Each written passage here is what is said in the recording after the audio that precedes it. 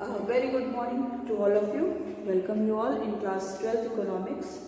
So as you know that we have completed the whole syllabus of the economics, both books, macroeconomics and the Indian economic development. But from the few classes, from the last classes, we are again revising the chapters of the syllabus term 2. So in the last class, we have started the new chapter, chapter 3, that is national income and related aggregates.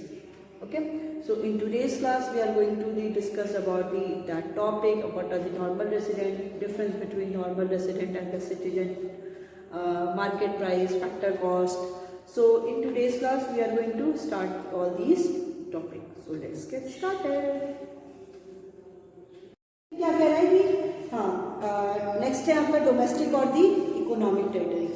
तो domestic territory में क्या क्या include हो जाएंगे, वही political frontiers, मतलब जो भी जोग्राफिकल टेरिटरी के अंदर होगा, जिसमें वाटर, एयर, स्पेस, ये सारी चीज़ें. फिर एम्बेसीज हो गई, कंसल्टेंट हो गए, मिलिट्री बेस हो गया, ये सारे भी किस में आएंगे, आपके डोमेस्टिक टेरिटरी में आएंगे. जैसे एग्जाम्पल दे रहा है कि Indian embassy in the America is a part of the domestic territory of India. जिस कंट्री की एम्बेसी होगी वो उसी कंट्री से ही बिलोंग करेगा, भले उसकी एम्बेसी ऑस्ट्रेलिया में हो चाहे लंदन में. जैसे इंडिया की एम्बेसी इंडिया का क्या है, लंदन में, तो वो सारे ही डोमेस्टिक टेरिटरी से ही बिलोंग करेंगे. क्यों? क्योंकि उनका पेमेंट भी लंदन नहीं करेगा, इंग्लैंड नहीं करेगा, उसका पेमेंट हम लोग करेंगे. ठीक है, तो सारे डोमेस्टिक टेरिटरी में आएंगे. फिर क्या है, जो भी शिप्स हैं, एयरक्राफ्ट हैं, जो बाय द रेसिडेंट टू और मोर कंट्री के बीच में कर रहे हैं, जैसे services provided by the Air India between Singapore and the Japan are the part of the domestic part of the India. जो एयर इंडिया है वो सर्विसेज प्रोवाइड किसके बीच में कर रहा है, सिंगापुर एंड द जापान के बीच में. तो किससे रिलेटेड है, डोमेस्टिक टेरिटरी से ही है. फिर आता है fishing vessels, oil and natural gas rigs operated by the resident in the international water or the other area over where they enjoy the exclusive right. ठीक है, तो सारी ही चीज़ क्या होंगी, उसी डोमेस्टिक टेरिटरी से ही बिलोंग करेंगे. अब बात आती है कि normal residents of a country, जिसको हम लोग बोलेंगे कि वो नॉर्मल रेसिडेंट है कंट्री का. Normal residents of a country. ठीक है, कंट्री का नॉर्मल रेसिडेंट्स कौन होगा. तो कह रहा है कि national income has been defined as sum of the factor income. ठीक है, नेशनल इनकम क्या डिफाइन करता है, वो बताता है कि सारे इनकम का फैक्टर इनकम का सम है which is earn by the normal resident of a country, जो क्या है, किसी भी कंट्री का नॉर्मल रेसिडेंट्स हैं. So the term normal resident is an important concept in the national income. ठीक है, so national income के लिए ये जो term है that is normal resident, वो बहुत important है. तो किसको हम लोग बोलेंगे normal resident, उसके लिए दो concept था. ये था कि normal resident कौन होगा, the person who resides in that country, वो उस country में रहे, as well as उसका जो economic interest हो वो भी उसी country से belong करे. ठीक है, so thus there are two conditions to become a normal resident of a country. किसी भी कंट्री के लिए वहाँ का रेसिडेंट बनने के लिए बेसिक टू इम्पॉर्टेंट कैटेगरी है, जिसमें सबसे पहला क्या है कि वो stay in the country should be more than a year, कि वो 1 ईयर से ज़्यादा उस कंट्री में रहे, as well as interest of staying in that country should be economic. और वो अगर उस कंट्री में रुक रहा है तो उसका जो भी इकोनॉमिक इंटरेस्ट हो वो क्या हो, जो भी इंटरेस्ट हो दैट शुड बी इकोनॉमिक. वो इकोनॉमिक ही होना चाहिए, मतलब वहाँ पे कुछ ना कुछ वो अर्निंग करने के लिए हो. ठीक है, फिर कह रहा है there is basic difference between the term resident and the citizen. जो भी सिटीजन है और जो भी रेसिडेंट है उनमें क्या है, एक बेसिक रिलेशन है, और द डिफरेंस कह सकते हैं, डिफरेंस है. So a person is a citizen और national of a country in which he is born or citizenship is allowed on some legal criterion. किसी को भी इंडिविजुअल को सिटीजन तब कहा जाएगा जब या तो वो उस कंट्री में क्या हो, बॉर्न हो, और या तो वो किसी कंट्री का क्या हो, सिटीजनशिप लिया हो. So a person treated resident of a country on the basis of the economic criterion discussed above. ठीक है, सॉरी, ठीक है। So a person is treated resident of a country, कोई भी पर्सन एक रेसिडेंट कंट्री का ट्रीट कैसे होगा, on the basis of economic criterion, जो भी इकोनॉमिक क्राइटेरियन है कि इसका इकोनॉमिक इंटरेस्ट इस कंट्री में होना चाहिए। So a person can be citizen of a country, कोई भी पर्सन सिटीजन हो सकता है, and a normal resident of this some other country, कोई इंडिविजुअल एक कंट्री का सिटीजन हो सकता है और किसी और कंट्री का नॉर्मल रेसिडेंट भी हो सकता है। जैसे आपको पता होगा कि बहुत सारे लोग क्या हैं, they belong to be India, but वो रहते कहाँ पे हैं, बाहर रहते हैं, ठीक है। तो वो है उनकी सिटीजनशिप यहीं की, बट वो रेसिडेंट कहाँ पे है, बाहर है। क्यों? क्योंकि वहाँ इकोनॉमिक इंटरेस्ट उनका उस कंट्री से क्या कर रहा है, बिलोंग कर रहा है। So for example, a large number of Indian nationals have settled in the USA, England etcetera, ठीक है। बहुत सारे जो इंडिया के हैं वो सेटल कहाँ पे हो गए, यूएसए में हो गए हैं, ऑस्ट्रेलिया में हो गए हैं, इंग्लैंड में हो गए, as resident of these country, ठीक है, वहाँ के एक रेसिडेंट की तरह के। So for India they are non resident Indian but are Indian nationals, ठीक है। इंडिया के लिए वो नॉन रेसिडेंट इंडियन है but they are resident of the country. तो यही क्या है, एक रेसिडेंट और सिटीजनशिप में अंतर है। सिटीजन होने के लिए क्या है कि या तो वो बॉर्न करे वो उस कंट्री में, या तो वहाँ की वो सिटीजनशिप ले ले। और रेसिडेंट कौन होगा, रेसिडेंट वो होगा जो किसी भी कंट्री में मोर देन 1 ईयर से ज़्यादा रहा हो, साथ ही साथ उसका जो इकोनॉमिक इंटरेस्ट है वो उसी कंट्री में बिलोंग करे। नेक्स्ट आता है इम्प्लीकेशंस। इम्प्लीकेशन कह रहा है कि production activity of the resident of an economic activity is the general is the national product, GNP and NP as an example. ये जो भी प्रोडक्शन एक्टिविटी हो रही है रेसिडेंट की, वो सारा इकोनॉमिक टेरिटरी में हो रहा है, जिसमें क्या क्या हो जाता है, gross national product, gross domestic product, net national product, ठीक है। So national product include production activities of the resident irrespective of whether performed within the economic territory or outside it. Production activities क्या होती है,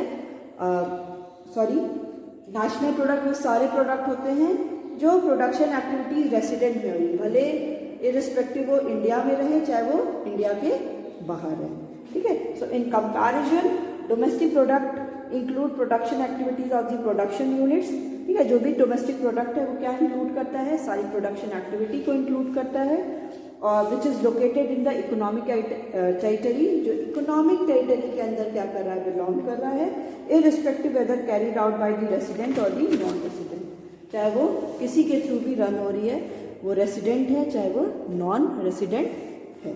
अब देखिए छोटे से examples इसमें दिए हैं नॉन रेसिडेंट्स, किसको हम लोग बोलेंगे कि वो नॉन रेसिडेंट है। तो सबसे पहला कह रहा है कि international, these are called non resident, इनको हम लोग नॉन रेसिडेंट बोलेंगे because these do not fulfil the criterion of the centre of the economic interest, because जो भी centre of the economic interest है उसकी क्राइटेरिया को फुलफिल नहीं कर रहे हैं। तो सबसे पहला है कि international organisation like the World Bank, WHO, IMF are not treated at the resident of any country, ठीक है। वो कहीं के भी कंट्री के भी रेसिडेंट नहीं होंगे but of the international area. So these are the non-resident organization for the country in which they are situated. अगर वो यहाँ पे इंडिया में सिचुएटेड है तो यहाँ के लिए वो नॉन रेसिडेंट है, ठीक है। They only belong to the their originated area. फिर है employees of the international organisation, ठीक है। जो भी इंटरनेशनल IMF, वर्ल्ड बैंक, ये सारे में जो भी एम्प्लॉयज हैं are considered resident of the countries to which they belong, ठीक है। वो कहाँ के होंगे, वो रेसिडेंट वहाँ पे होंगे कि जहाँ से वो बिलोंग कर रहे हैं, भले वो इंटरनेशनल ऑर्गेनाइजेशन है। IMF में काम कर रहा है, कोई इंडिया का गया है, ठीक है। IMF में काम कर रहा है तो वो कहाँ का बिलोंग होगा, वो इंडिया का ही बिलोंग होगा, नॉट दी इंटरनेशनल एरिया। ये हम नहीं बोलेंगे कि वो US का है, नहीं। अगर इंडिया का है, वो काम वहाँ पे कर रहा है तो ही और she belongs to the resident of the India only. फिर है worker from the across the border who crosses border regularly to work in the, ठीक है। जो भी वर्कर्स हैं जो बॉर्डर को क्रॉस कर रहे हैं, मतलब चाइना हो गया, इंडिया या पाकिस्तान हो, किसी भी बॉर्डर को क्रॉस करके काम कर रहे हैं तो वो उसी कंट्री से ही बिलोंग करेंगे जहाँ के वो हैं, वहाँ नहीं जहाँ पे वो काम के लिए जा रहे हैं। फिर बात आती है फॉरेन विजिटर्स और the travellers visiting the given countries.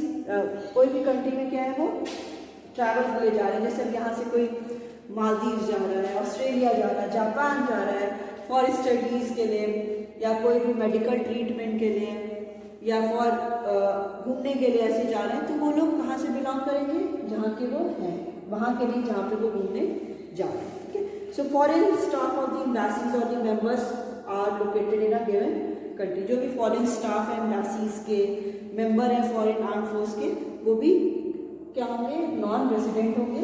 And the crew of the foreign ships aircraft, जो भी क्रू मेंबर्स हैं, जो भी मेंबर्स हैं किसी भी शिप्स और क्राफ्ट के, they also belong to the non resident, वो भी क्या होंगे, नॉन रेसिडेंट नहीं होंगे।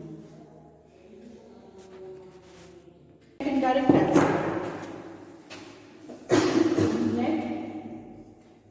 ये सारे इतने इंपॉर्टेंट कंसेप्ट इसमें हैं कि जब आप लोग इसके न्यूमेरिकल बेस्ड क्वेश्चन करेंगे तो इसी में ही सारी चीजें आपको प्लस माइनस ये सारी चीजें करनी पड़ेंगी। ठीक है, तो अब अगर बात करते हैं एनआईटी, तो एनआईटी में क्या है कि क्या इंक्लूड होता है, एनआईटी में इंक्लूड होता है आपका indirect tax and the subsidies. ठीक है, तो इनडायरेक्ट टैक्स और सब्सिडीज का मतलब क्या हो गया, इनडायरेक्ट टैक्स मतलब tax is of two types, ये हम लोगों ने पढ़ा है, टैक्स क्या होता है, डायरेक्ट टैक्स और indirect tax. So direct tax are those tax whose pressure or whose the person is only liable to pay that price or the amount, कि any single those who have imposed, जिसके ऊपर वो money या tax impose होगा वही क्या होगा, liable होगा, that tax can't be imposed to the any of the other, वो टैक्स या वो अमाउंट ऑफ मनी किसी पे और पे भी हम लोग क्या है इम्पोज नहीं कर सकते। If I have to pay that amount of money, so I can't shift it to the any other person. हम किसी और पे इसको क्या कर सकते हैं, शिफ्ट नहीं कर सकते, अगर मेरा है तो मुझे ही पे करना है। तो इनडायरेक्ट टैक्स में टू कंसेप्ट आ जाते हैं आपके, सबसे पहला नेट इनडायरेक्ट टैक्स में आता है पहला इनडायरेक्ट टैक्स, सेकेंड आता है सब्सिडीज।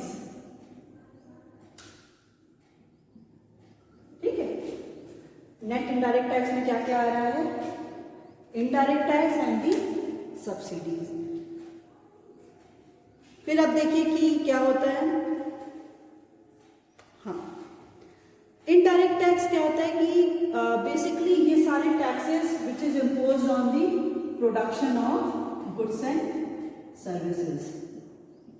और इनडायरेक्ट टैक्स क्या होता है कि जिसपे ये बर्डन होता है वो बर्डन किसी और पे शिफ्ट किया जा सकता है। जैसे अगर कोई भी प्रोडक्शन हो रहा है तो मैन्युफैक्चरर पे टैक्स इम्पोज है, वो मैन्युफैक्चरर उस टैक्स को शिफ्ट करके किसी और पे भी लगा सकता है। So it is up to him or her or the on them. तो इनडायरेक्ट टैक्स में कोई भी इंडिविजुअल क्या है वो लायबल नहीं है कि वही टैक्स पे करेगा, उसको अगर किसी और पे शिफ्ट करना है उस इंसिडेंस को, वो किसी और पे भी शिफ्ट कर सकता है। तो बेसिकली जो भी इनडायरेक्ट टैक्स है वो किस पे, tax impose on the production of the goods and services. जो भी गुड्स एंड सर्विसेज है उनके प्रोडक्शन पे ये टैक्स क्या होता है, इम्पोज्ड होता है। ठीक है, सो जैसे इसमें एग्जांपल दे रहा है excise duty, custom duty, sales tax, licensing fees, service tax, entertainment tax are the some example of the indirect tax before the introduction of the GST. GST के इंट्रोडक्शन के पहले ये सारे जो भी टैक्स थे ना वो अलग होते थे, but after introduction of the GST क्या हो गया, बहुत सारे टैक्स क्या हो गए एक साथ पूरे मर्ज हो गए। ठीक है, सो क्या हो गया indirect tax, indirect tax production of the goods and services पे लगता है और ये किसी भी गवर्नमेंट के लिए प्रॉफिटेबल होता है। क्यों, क्योंकि अगर उसको टैक्स मिलेगी सो उसका कहीं ना कहीं रिसिप्ट बढ़ता है। ठीक है, सब्सिडीज क्या होता है, subsidies you know very well, subsidies is the financial assistance which is provided by the government. Government क्या करती है, वो जो भी नीडी है जैसे इनकरेज करने के लिए कि वो प्रोडक्शन और करे, ये सारी चीज़ों के लिए वो क्या करती है, सब्सिडीज देती है। तो सब्सिडीज से जो भी वैल्यू है, प्राइस है, वो क्या हो जाती है, फॉल हो जाती है। ठीक है, so okay, so these are the financial assistance by the government. Government ये फाइनेंशियल असिस्टेंस प्रोवाइड करती है टू एन एंटरप्राइजेस, किसी भी इंटरप्राइज को on the production of the certain commodity, कि वो सर्टेन कमोडिटी को प्रोड्यूस करे फॉर दी और the compensation of the selling a good at a certain price, और कॉम्पनसेशन करती है सेलिंग के लिए कि वो उस कमोडिटी को सेल करे by the which is fix by the government, government उस प्राइस को फिक्स करती है which is below the open market price, जो भी मार्केट प्राइस है वो हमेशा ही कम होती है। ठीक है, आपको पता होगा कि जैसे गवर्नमेंट भी क्या करती है कि किसी किसी सेक्टर में जैसे फार्मर्स को या किसी सेक्टर में दे देती है सब्सिडीज। अब सब्सिडीज देने से जो भी मार्केट प्राइस है उस प्राइस से कोई भी अमाउंट क्या होता है वो कम होता है। जैसे फार्मर्स हो गए या इंडस्ट्रियलिस्ट हो गए, they all are encourage to produce more and more, जिससे वो क्या करेंगे और प्रोड्यूस करेंगे। ठीक है, तो ये हो गया नेट इनडायरेक्ट टैक्स, NIT जिसको बोलते हैं। ठीक है, so subsidies reduce the price of the goods and services. आपको पता होगा कि जो इनडायरेक्ट टैक्स है वो किसी भी गुड्स एंड सर्विसेज का प्राइस को बढ़ा देता है। क्यों? क्योंकि अगर फॉर एग्जांपल कोई भी गुड्स क्या है 500 का प्रोड्यूस हुआ है, मतलब उसकी प्राइस है 500, अब उस पर टैक्स भी इम्पोज हो गया अगर 2% 3%, तो कोई भी कमोडिटी की प्राइस क्या हो जाती है वो बढ़ जाती है। बट सब्सिडीज क्या करता है, सब्सिडीज से कोई भी कमोडिटी की प्राइस कम हो जाती है। क्यों? क्योंकि वो सारा असिस्टेंस गवर्नमेंट प्रोवाइड कर रही है, जिससे जो भी मार्केट वैल्यू है किसी भी कमोडिटी की वो क्या हो जाती है, कम हो जाती है। ठीक है, फिर अगर हम लोग को NIT कैलकुलेट करना है तो सब्सिडीज माइनस करेंगे from the indirect tax, indirect tax में से माइनस करेंगे subsidies, so we get the net indirect tax. अगर हम लोग को नेट इनडायरेक्ट टैक्स कैलकुलेट करना है तो हम लोग क्या क्या करेंगे, इनडायरेक्ट टैक्स IT में से सब्सिडीज माइनस कर देंगे। क्यों करेंगे? क्योंकि इनडायरेक्ट टैक्स से कोई भी value, market value goods and services की बढ़ती है, जो किसी भी इकोनॉमी के लिए अच्छा होता है। बट सब्सिडीज से क्या है, सब्सिडीज से मार्केट वैल्यू क्या हो जाती है, वो कम होती है, क्योंकि वो प्राइस को रिड्यूस कर देता है, because this is the assistance which is provided by the government. ठीक है, तो नेट इनडायरेक्ट टैक्स क्या हो गया, indirect tax minus subsidies. Next जो कंसेप्ट आता है वो है आपका domestic income, national income.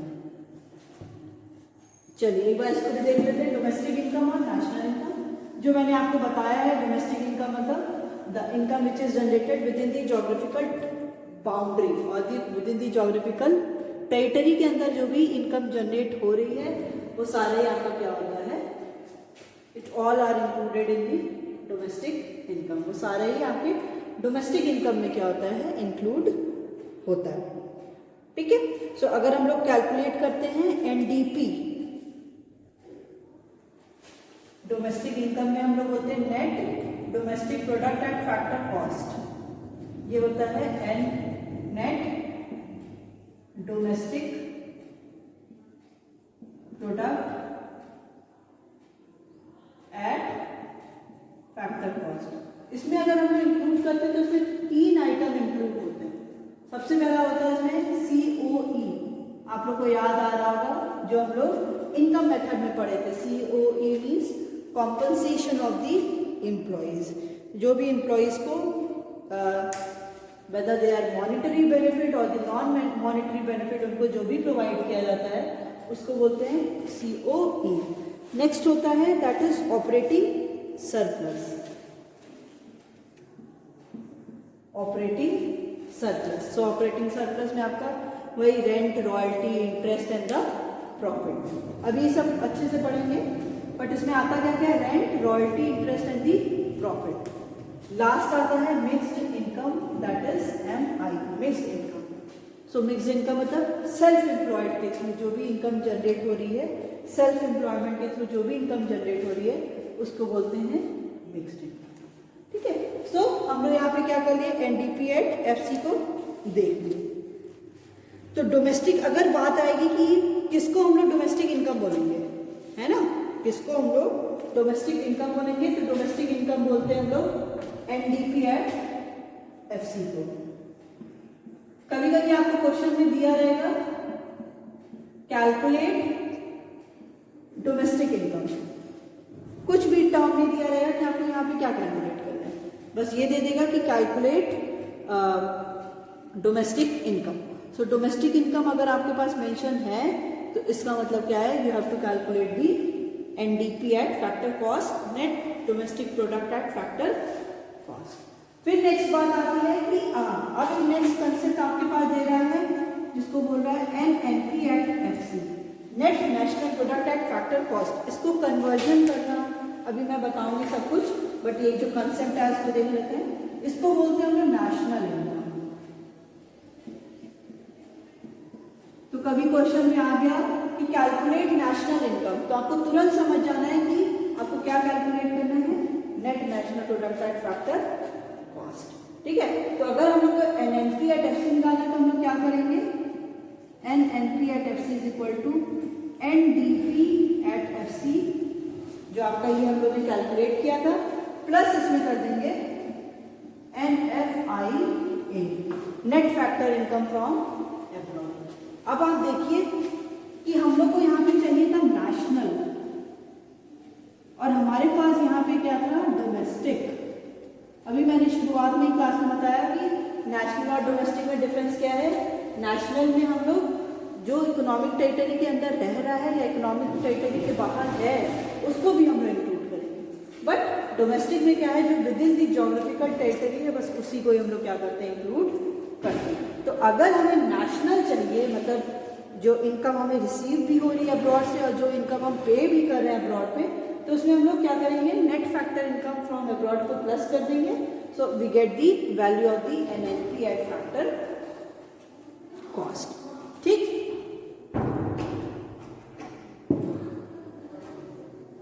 Okay.